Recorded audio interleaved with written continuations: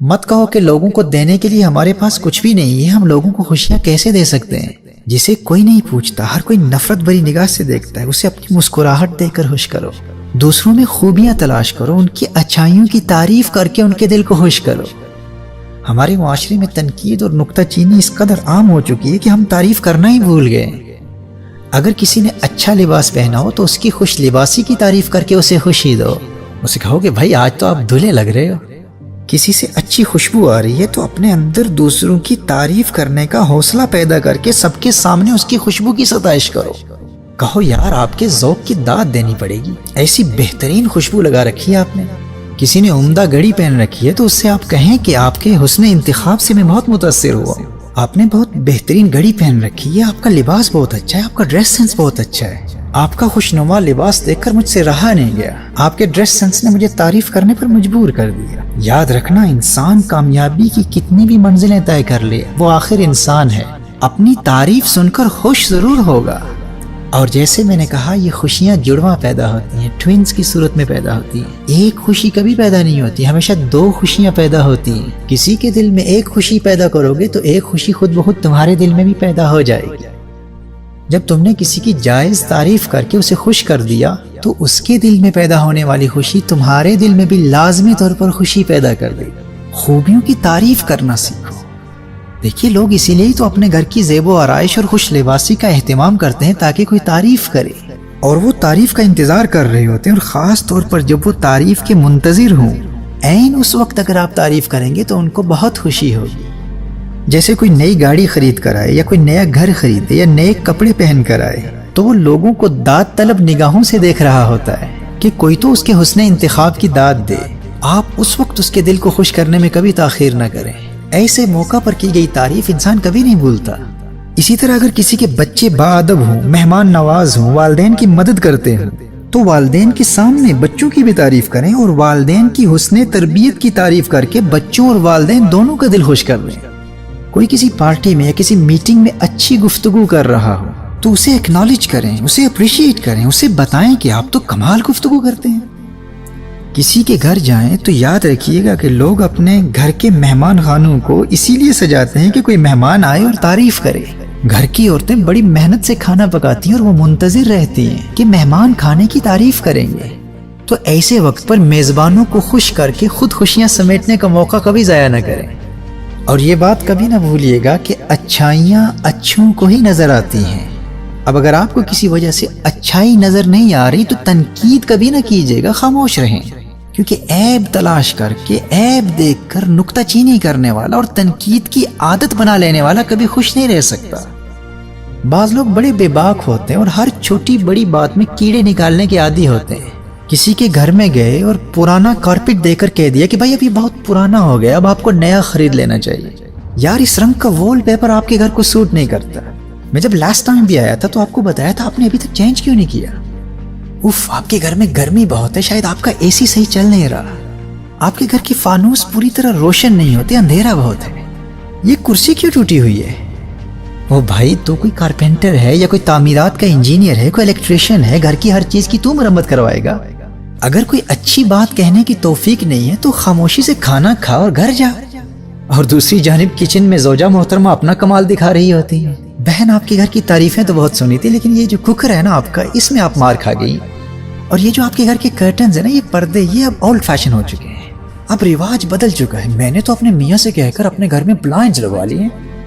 یہ جو آپ کی واشنگ مشین ہے نا، آپ کہتی ہیں تو مان لیتی ہوں کہ کپڑے اچھے دھل جاتے ہیں، لیکن اس کی آواز سے مجھے سر درد ہو گیا، یہ تو بہت لاؤڈ ہے نا۔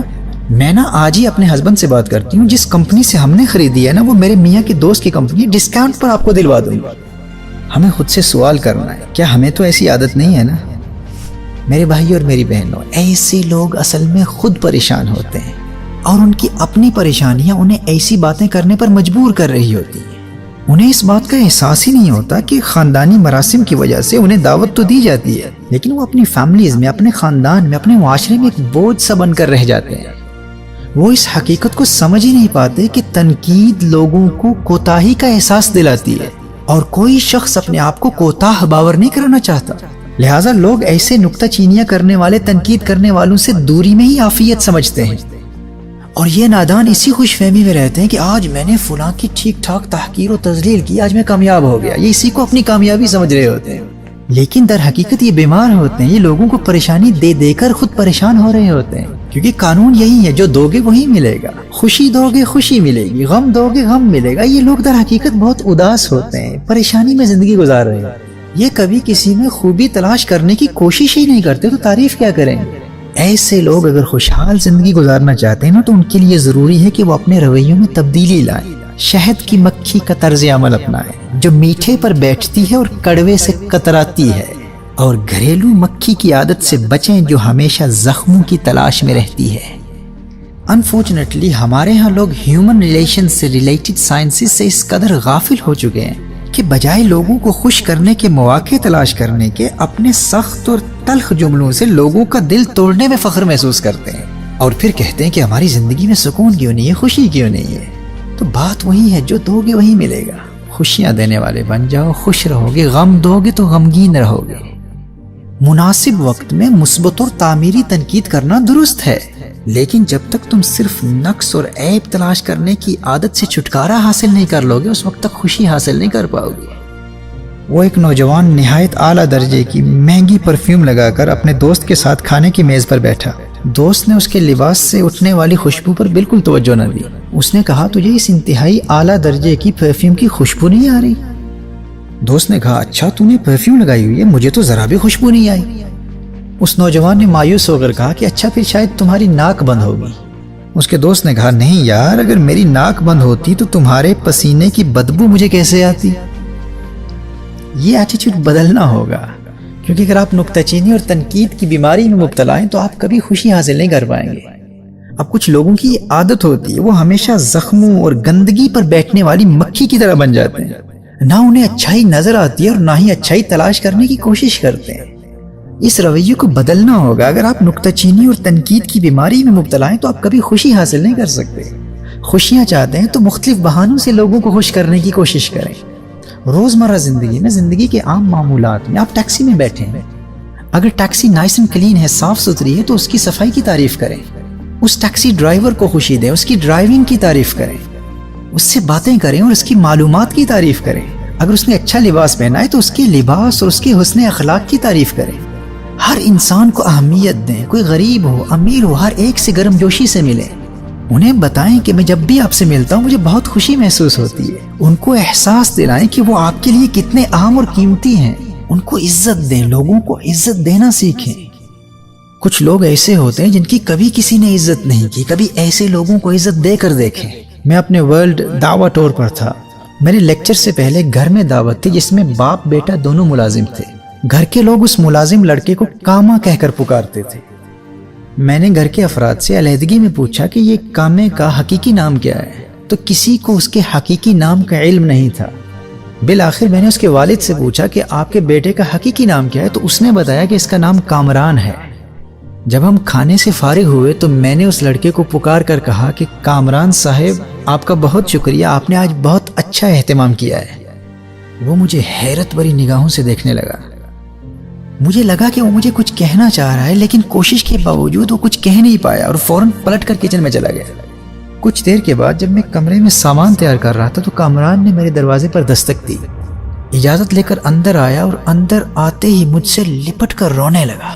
بڑی مشکل سے سنبھل کر اس نے مجھ سے کہا کہ جب سے ہوش سنبھالا ہے کبھی کسی کی زبان پر اپنا حقیقی نام نہیں سنا۔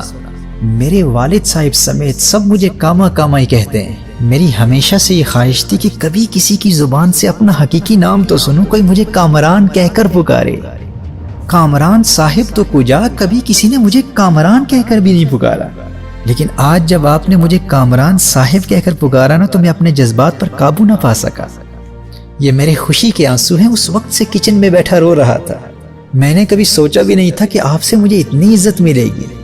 کامران نے کہا کہ اس گھر میں بڑی بڑی مشہور شخصیات کا قیام رہا ہے، اور میری خدمات پر، میری دلجوئی کے لیے مجھے انعام کے طور پر میری ماہانہ تنخواہ سے بھی زیادہ رقم ان احباب سے ملتی رہی ہے، لیکن ہزاروں روپے مجھے وہ خوشی نہ دے سکے جو آپ کے مجھے کامران صاحب کہنے سے ملی ہے۔ میرے بھائی اور میری بہنوں، کامران کے دل میں پیدا ہونے والی خوشی کی لہریں اسی وقت میرے دل میں منتقل ہونا شروع ہو گئیں۔ اور جب بھی اس کی خوشی کی کیفیت یاد آتی ہے تو میرے دل میں خوشی کے جذبات پھر تازہ ہو جاتے ہیں۔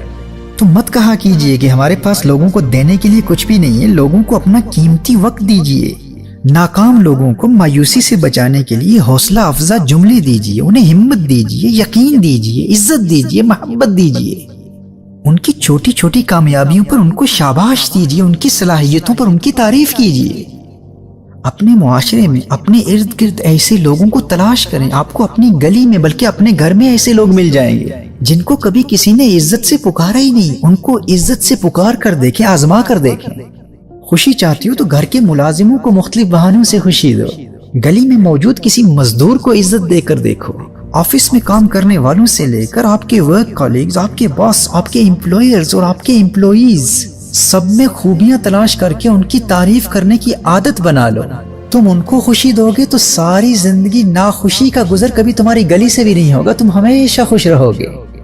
کبھی تو ایک جملہ ہی کسی کی زندگی بدلنے کے لیے کافی ہوتا ہے۔ میری اپنی زندگی کے ایسے بے شمار واقعات ہیں۔ انڈیا میں ممبئی میں ایک نوجوان کی چند باتیں سن کر میں نے صرف اسے اتنا کہہ دیا تھا کہ مجھے تیرے اندر ایک ٹیلنٹڈ بزنس مین نظر آ رہا ہے۔ 2 سال بعد اس نے مجھے یہ پیغام بھیجا کہ زندگی میں مجھے کبھی کسی نے شاباش نہیں دی تھی، لیکن آپ کے اس ایک جملے نے آج مجھے ایک کامیاب بزنس مین بنا دیا ہے۔ اس دن پہلی مرتبہ مجھے یہ محسوس ہوا تھا کہ میں بھی زندگی میں کچھ کر سکتا ہوں۔